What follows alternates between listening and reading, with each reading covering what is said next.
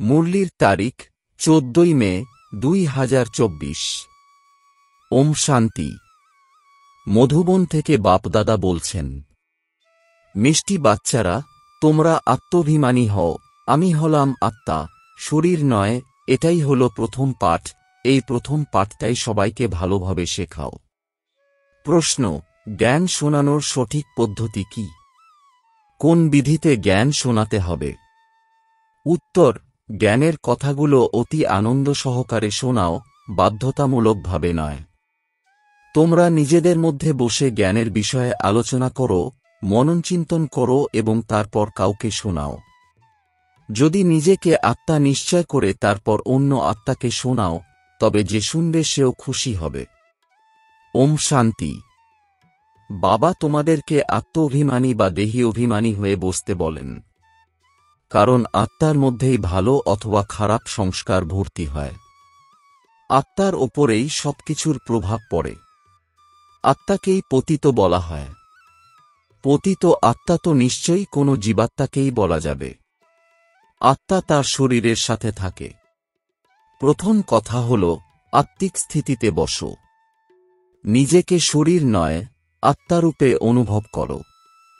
আত্মাই তো এই সকল অঙ্গ প্রত্যঙ্গ পরিচালনা করে। প্রতি মুহূর্তে নিজেকে আত্মারূপে অনুভব করলে পরমাত্মার কথাও স্মরণে থাকবে। যদি শরীরের কথা মনে থাকে, তবে শারীরিক পিতার কথাও মনে আসবে। তাই বাবা বলছেন, আত্মাভিমানী হও। বাবা স্বয়ং শিক্ষা দিচ্ছেন, এটাই হল প্রাথমিক শিক্ষা। তোমরা আত্মারা হলে অবিনাশী, এই শরীরটা বিনাশী। আমি হলাম আত্মা, এই প্রাথমিক শিক্ষাটাকে যদি বারবার স্মরণ না করো, তাহলে অপোক্ত থেকে যাবে। আমি হলাম আত্মা, শরীর নয়। বাবা বর্তমান সময়ে এরকম শিক্ষাই দিচ্ছেন। আগে কেউ কখনো এরকম শিক্ষা দেয়নি। বাবা তো বাচ্চাদেরকে আত্মাভিমানী বানিয়ে জ্ঞান দেওয়ার জন্যই এসেছেন।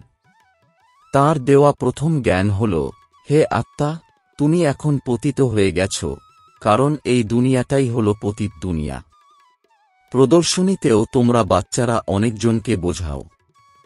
যদি অনেক প্রশ্নোত্তর করে, তাহলে সারাদিনে যখন অবসর সময় পাবে, তখন নিজেদের মধ্যে আলোচনা করা উচিত যে ওই ব্যক্তি কি প্রশ্ন করেছিল আর আমি কি উত্তর দিয়েছি। তারপর তাকে ওইভাবে না বুঝিয়ে অন্যভাবে বোঝাতে হবে। সকলের বোঝানোর যুক্তি একই রকম হয় না। আসল কথা হল, নিজেকে আত্মা মনে করো নাকি শরীর মনে করো। সকলেরই দুজন বাবা আছেন। যত দেহধারী আছে, সকলেরই একজন লৌকিক পিতা এবং পারলৌকিক পিতা রয়েছেন। লৌকিক পিতা থাকাটা তো কমন ব্যাপার। এখানে তোমরা অসীম জগতের পিতাকে পেয়েছ। তিনি নিজে বসে থেকে আমাদের মতো আত্মাদেরকে শিক্ষা দিচ্ছেন। তিনি একাধারে বাবা, টিচার এবং সদ্গুরু। এই বিষয়ে ভালোভাবে বোঝাতে হবে। তোমরা যখন কাউকে বোঝাও, তখন তোমাদেরকে যেসব প্রশ্নের সম্মুখীন হতে হয়, সেই সব প্রশ্নগুলো নিয়ে নিজেদের মধ্যে আলোচনা করতে হবে। যে খুব বিচক্ষণ, তাকেও সেই আলোচনাতে রাখতে হবে। দিনের বেলা তোমরা কিছুটা সময় পেতে পারো। এমন যেন না হয় যে খাবার খাওয়ার পরেই ঘুম পেয়ে গেল। যে অতিরিক্ত পরিমাণে খাবার খায়, তারই ঘুম পায়, অলসতা আসে। দিনের বেলা নিজেদের মধ্যে আলোচনা করতে হবে, অমুক ব্যক্তি এইরকম প্রশ্ন করেছিল আর আমি এইরকম উত্তর দিয়েছি। অনেক রকমের প্রশ্ন করবে, তার যথাযথ উত্তর দিতে হবে। দেখতে হবে যে সেই ব্যক্তিকে কি আমি আকৃষ্ট করতে পেরেছি, সে কি সন্তুষ্ট হয়েছে। না হলে তার সাথে যোগাযোগ রাখতে হবে। যে খুব বিচক্ষণ, তাকেও এই আলোচনাতে থাকতে হবে। এমন যেন না হয় যে খাবার খাওয়ার পরেই ঘুম পেয়ে গেল। দেবতারা সর্বদা খুশিতে থাকত বলে তারা খাবার খুব কম খেত। তাই বলা হয় খুশির মতো পুষ্টিকর আহার নেই। বাচ্চারা, তোমাদের তো খুব খুশি হওয়া উচিত। ব্রাহ্মণ হওয়াটাই তো খুব খুশির ব্যাপার। যে এখানে খুশি অনুভব করতে পারে, সেই ব্রাহ্মণ হয়। দেবতাদের কাছে সম্পত্তি, রাজপ্রাসাদ সবকিছুই ছিল। তাই তারা সর্বদাই খুশিতে থাকত।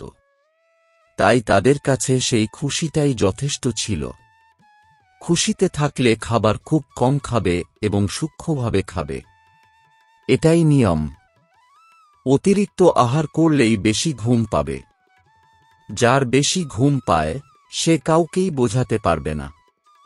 হয়তো কখনো বাধ্য হয়ে কাউকে কিছু শোনাবে, কিন্তু এইসব জ্ঞানের কথা তো খুব আনন্দ সহকারে সবাইকে শোনানো উচিত।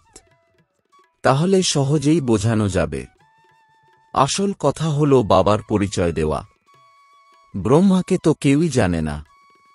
ইনি হলেন প্রজাপিতা ব্রহ্মা, এনার অনেক প্রজা রয়েছে। ইনি কিভাবে প্রজাপিতা ব্রহ্মা হলেন সেই বিষয়েও ভালোভাবে বোঝাতে হবে।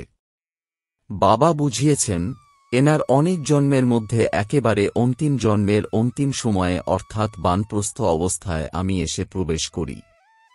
না হলে রথ পাব কোথা থেকে? শিব বাবার জন্যেই রথের কথা প্রচলিত আছে। তিনি কিভাবে এই রথের মধ্যে প্রবেশ করেন সেই বিষয়েই সংশয় প্রকাশ করে। রথ তো অবশ্যই প্রয়োজন।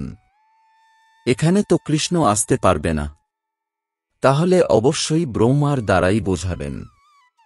উপর থেকে তো বলবেন না।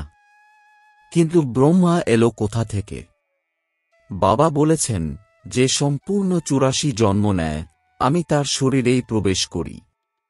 এইসব কথা ইনি নিজেও জানেন না, আমি শোনাই। কৃষ্ণের তো অন্য কোনো রথের প্রয়োজন নেই। কৃষ্ণের কথা বললে ভাগীরথের কথাও বলা যাবে না। কৃষ্ণকে ভাগীরথ বলা হয় না। সে প্রথম জন্মে রাজকুমার ছিল। বাচ্চাদেরকে মনে মনে এইসব বিষয় নিয়ে বিচার সাগর মন্থন করতে হবে। বাচ্চারা জানে যে শাস্ত্রতে যা কিছু লেখা আছে বাস্তবে ঐরকম কিছুই নেই। কিন্তু এটা তো অবশ্যই ঠিক যে বিচার সাগর মন্থনের দ্বারা প্রাপ্ত কলসি লক্ষ্মীকেই দেওয়া হয়েছে। তারপরে তিনি অন্যদেরকেও সেই অমৃত পান করিয়েছেন। এভাবেই স্বর্গের গেট খুলেছিল। কিন্তু পরমপিতা পরমাত্মাকে তো এইরকম বিচার সাগর মন্থন করার দরকার নেই। তিনি হলেন বীজরূপ। তাঁর মধ্যেই জ্ঞান রয়েছে, তিনিই সবকিছু জানেন। একটা সময়ে তোমরাও জানতে। এই বিষয়গুলো ভালোভাবে বোঝাতে হবে। না বুঝলে দেবতা হবে কিভাবে? বাবা আত্মাদেরকে রিফ্রেশ করার জন্য এইসব বোঝাচ্ছেন। কেউই কিছু জানে না। বাবা এসে এই স্কুল বিষয় বোঝান। এখন তোমাদের নোংর ভক্তিমার্গ থেকে উঠে জ্ঞানমার্গে এসেছে। বাবা বলেন, আমি তোমাদেরকে যেসব জ্ঞান শোনাচ্ছি সেইগুলো লুপ্তপ্রায় হয়ে যায়। একজন হলেন নিরাকার পিতা, আরেকজন হলেন সাকার পিতা। তোমাদেরকে খুব ভালোভাবে বোঝানো হলেও মায়া আকৃষ্ট করে নোংরা দুনিয়ায় নিয়ে চলে যায়, পতিত হয়ে যায়। বাবা বলছেন, তুমি কাম বিকারের চিতায় দগ্ধ হয়ে একেবারে কবরস্থানে এসে গেছ। এরপর এখানেই পরিস্থান হবে। এখানে অর্ধেক কল্প যাবৎ পরিস্থান থাকে এবং তারপর অর্ধেক কল্পের জন্য কবরস্থান হয়ে যায়। শীঘ্রই সবাই কবরে চাপা পড়বে।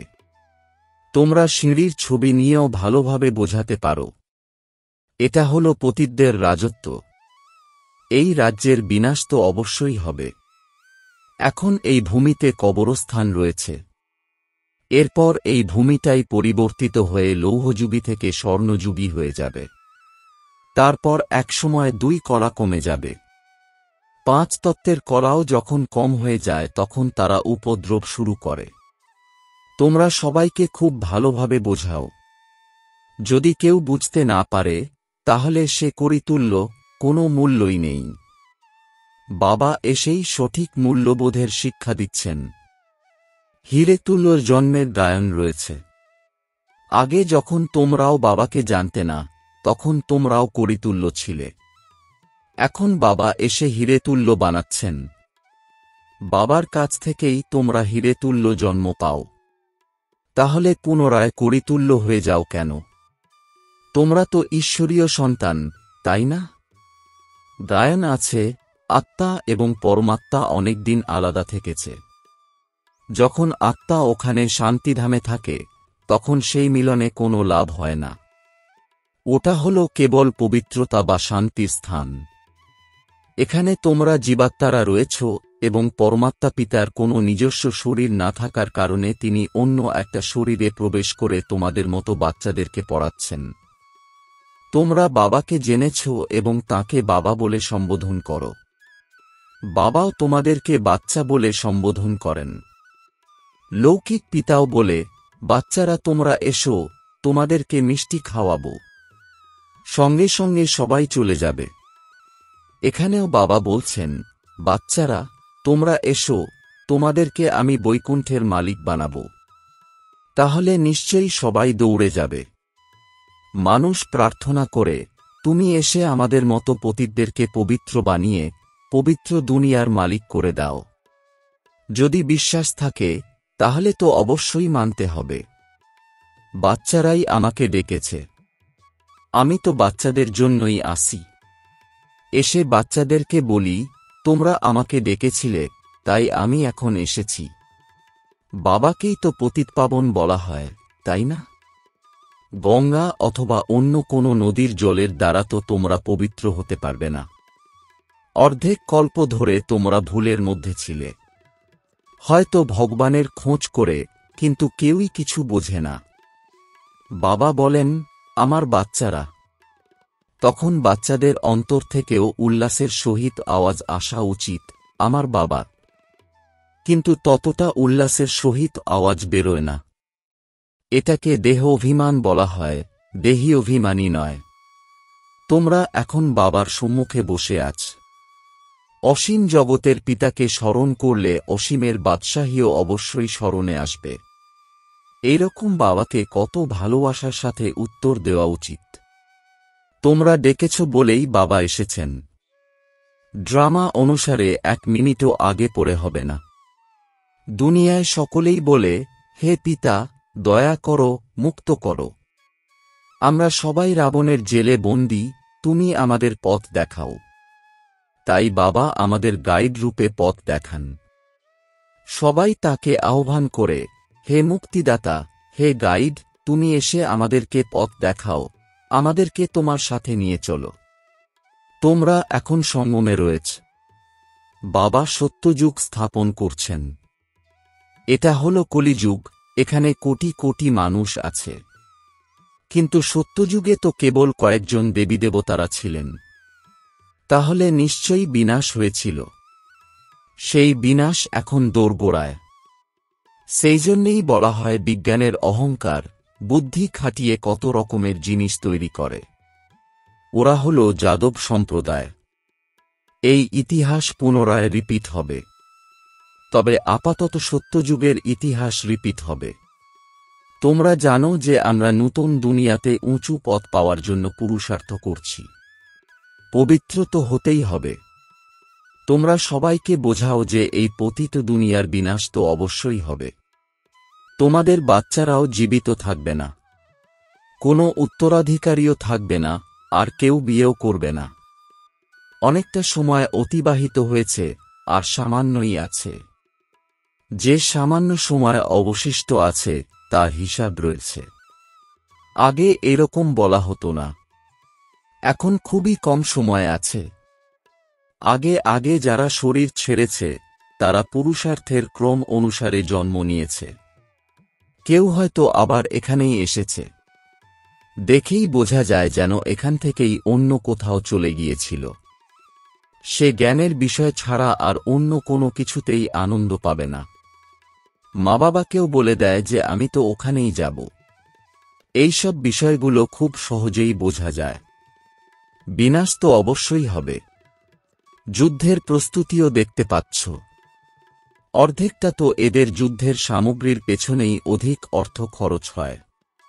কত রকমের এরোপ্লেন বানিয়েছে। বলা হয় ঘরের মধ্যে বসে থেকেই সবাই শেষ হয়ে যাবে। ড্রামা অনুসারেই ওরা ওইরকম জিনিস তৈরি করে। হাসপাতাল ইত্যাদি কিছুই থাকবে না। ড্রামা অনুসারে ওরাও যেন বাবার কাছ থেকেই ইশারা পাচ্ছে। এইসব তো ড্রামাতেই রয়েছে। ওরা চায় কেউ যেন কখনো অসুস্থ না হয়। কিন্তু সবাইকে তো অবশ্যই মরতে হবে। রামরাবণ সকলকেই যেতে হবে। তবে যে যোগের দ্বারা আয়ু বৃদ্ধি করবে তার অবশ্যই আয়ু বাড়বে, আনন্দ সহকারে দেহত্যাগ করবে। যেমন ব্রহ্মজ্ঞানীর উদাহরণ দেওয়া হয়। ওরাও ব্রহ্মে যাওয়ার জন্য এইরকম আনন্দ সহকারে দেহত্যাগ করে। কিন্তু ব্রহ্মে কেউ যেতে পারে না, আর কারোর পাপনাশও হয় না। এখানেই পুনর্জন্ম নিতে হয়। বাবা এসে পাপনাশের যুক্তি বলছেন, একমাত্র আমাকেই স্মরণ করো, আর কাউকে স্মরণ করো না। লক্ষ্মীনারায়ণকেও স্মরণ করো না। তোমরা জানো যে পুরুষার্থের দ্বারা আমরা এইরকম পদ প্রাপ্ত করছি। এখন স্বর্গ স্থাপন হচ্ছে। আমরা ঐরকম পদ পাওয়ার জন্য এখানে পড়ছি। সবকিছুই পুরুষার্থের ক্রম অনুসারে হয়। ওরা যে সাম্রাজ্যের অধিকারী ছিল, সেই সাম্রাজ্য সঙ্গম যুগে বাবা এসে স্থাপন করেন। তোমরা এমনভাবে বক্তৃতা দাও যাতে কারো বুদ্ধিতে যথাযথভাবে তীর লেগে যায়। এখন আমরা হলাম ঈশ্বরীয় সম্প্রদায় এবং প্রজাপিতা ব্রহ্মার মুখ বংশাবলী ভাই বোন। আমরা আত্মারা হলাম ভাই ভাই। ব্রহ্মাকুমার এবং ব্রহ্মাকুমারীদের বিয়ে হয় না। এটাও বাবা বুঝিয়েছেন যে কিভাবে কেউ পড়ে যায়, কাম বিকারের অগ্নি জ্বালাতন করে। কিন্তু তার সাথে ভয়ও থাকে যে আমি যদি একবার পড়ে যাই তাহলে সমস্ত উপার্জন নষ্ট হয়ে যাবে। কাম বিকারের কাছে পরাজিত হলে পদভ্রষ্ট হয়ে যাবে। কত বিশাল উপার্জন! দুনিয়াতে মানুষ কোটি কোটি উপার্জন করে, কিন্তু ওরা জানে না যে আর কিছু সময়ের মধ্যে সব বিনষ্ট হয়ে যাবে। যারা বোমা বানায় তারা জানে যে এই দুনিয়ার বিনাশ আসন্ন। ওরা ভাবে আমাদেরকে কেউ প্রেরণা দিচ্ছে, তাই আমরা এগুলো বানাচ্ছি। আচ্ছা, মিষ্টি মিষ্টি প্রশিক্ষার্থী বাচ্চাদের মাতাপিতা বাপদাদার স্মরণসহ স্নেহসুমন আর সুপ্রভাত। আত্মিক পিতার আত্মিক বাচ্চাদেরকে জানাচ্ছি নমস্কার। ধারণার জন্যে মুখ্য সার: এক, অন্তরে জ্ঞানের বিষয় নিয়ে মননচিন্তন অর্থাৎ বিচার সাগর মন্থন করতে হবে। নিজেদের মধ্যে জ্ঞানের বিষয় নিয়ে আধ্যাত্মিক আলোচনা অর্থাৎ রুহরিহান করার পরে অন্যকে বোঝাতে হবে। অলসতা এবং নিদ্রাকে ত্যাগ করতে হবে। 2, দেহী অভিমানী হয়ে আন্তরিক উল্লাসের সাথে বাবাকে স্মরণ করতে হবে। সর্বদা নেশা থাকা উচিত যে আমরা বাবার কাছে এসেছি কড়ি থেকে হিরে হওয়ার জন্য। আমরা হলাম ঈশ্বরীয় সন্তান। বরদান: জ্ঞান সূর্য, জ্ঞান চন্দ্রমার সাথে সাথী হয়ে রাতকে দিন বানানো আধ্যাত্মিক জ্ঞান নক্ষত্র ভব। এর বিস্তার: যেরকম আকাশের তারারা রাতের বেলা প্রকটিত হয়, সেই রকম তোমরা আধ্যাত্মিক জ্ঞান নক্ষত্ররা, ঝলমল করতে থাকা নক্ষত্ররা, ব্রহ্মার রাতে অর্থাৎ অজ্ঞানরূপী অন্ধকারে প্রকটিত হও। আকাশের নক্ষত্ররা রাতকে দিন বানাতে পারে না, কিন্তু তোমরা জ্ঞান সূর্য, জ্ঞান চন্দ্রমার সাথে সাথী হয়ে রাতকে দিন বানাও। সেগুলি হল আকাশের তারা আর তোমরা হলে ধরণীর তারা। সেগুলি হল প্রকৃতির সত্তা আর তোমরা হলে পরমাত্মার দিব্য নক্ষত্র। যেরকম প্রকৃতির তারামণ্ডলে অনেক প্রকারের তারা ঝলমল করতে দেখা যায়, সেই রকম তোমরা হলে পরমাত্ম তারামণ্ডলে ঝলমল করতে থাকা আত্মিক নক্ষত্র। স্লোগান: সেবার চান্স প্রাপ্ত হওয়া অর্থাৎ আশীর্বাদের দ্বারা ঝুলি ভরপুর করা। ওম শান্তি।